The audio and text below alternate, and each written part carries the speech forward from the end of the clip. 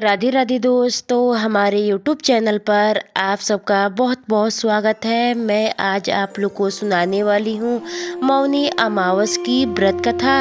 आगे सुनने से पहले वीडियो को लाइक और चैनल को सब्सक्राइब अवश्य करें।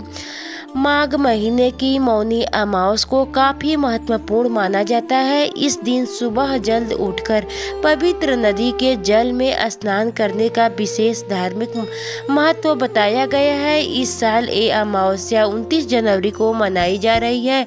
कई लोग इस दिन व्रत भी रखते हैं। इसके अलावा ये दिन मौन व्रत रखने के लिए भी बेहद उत्तम माना जाता है। इस दिन भगवान विष्णु और भगवान शिव की पूजा भी की जाती है। चलिए आपको बताते हैं मौनी अमावस्या क्यों मनाई जाती है, इसका पौराणिक महत्व क्या है। मौनी अमावस्या की व्रत कथा। मौनी अमावस्या की कथा अनुसार एक बार कंचीपुरी में देवस्वामी नामक का एक ब्राह्मण अपने बेटे और बेटी के साथ रहता था, जिसकी पत्नी का नाम धनवती था और उसके सभी बेटों का विवाह हो चुका था। अब बस उसकी पुत्री ही विवाह योग बची थी, जिसके लिए वर की खोज की जा रही थी।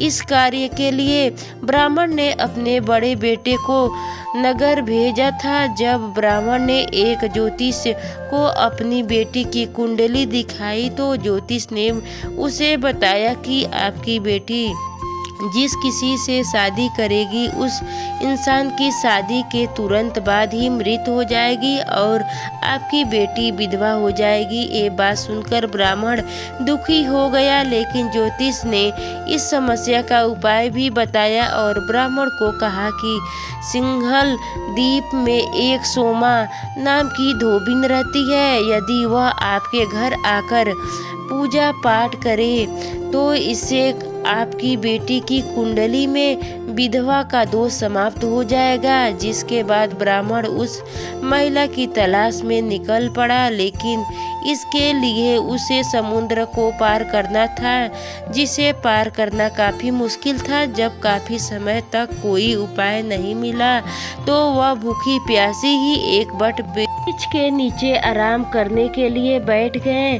उस पेड़ पर एक गिद्ध का परिवार रहता था। ब्राह्मण ने गिद्ध ने उसकी उदासी का कारण पूछा, तब उसने सारी बात बता दी। ये बात सुनकर गिद्ध ने ब्राह्मण को उसकी समस्या का समाधान करने का आश्वासन दिया। फिर अगले दिन गिद्ध ने देवस्वामी को उस धोबिन के घर पहुंचा दिया, जिसके बाद देवस्वामी ने सोमा को पूजा करने के लिए उसके घर आने के लिए कहा और फिर धोबिन सोमा सा विधि विधान से पूजा करने के बाद गुणवती का विवाह कर दिया गया। लेकिन इस उपाय को करने के बाद भी उसके पति का निधन हो गया और फिर सोमा ने अपने पुण्य का दान गुणवती को दिया।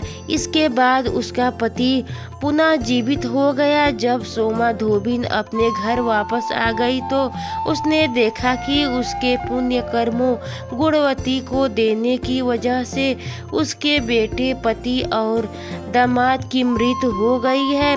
इसके बाद सोमा नदी के किनारे पीपल के वृक्ष के नीचे बैठकर भगवान विष्णु की पूजा करने लगी और साथ ही उसने पीपल की भी 108 बार परिक्रमा की, जिससे प्रसन्न होकर भगवान विष्णु ने उसके बेटे, पति और दामाद को पुनः जीवित कर दिया। कहते हैं उस समय से ही मौनी अमावस्या का व्रत करने की परंपरा शुरू हो गई है।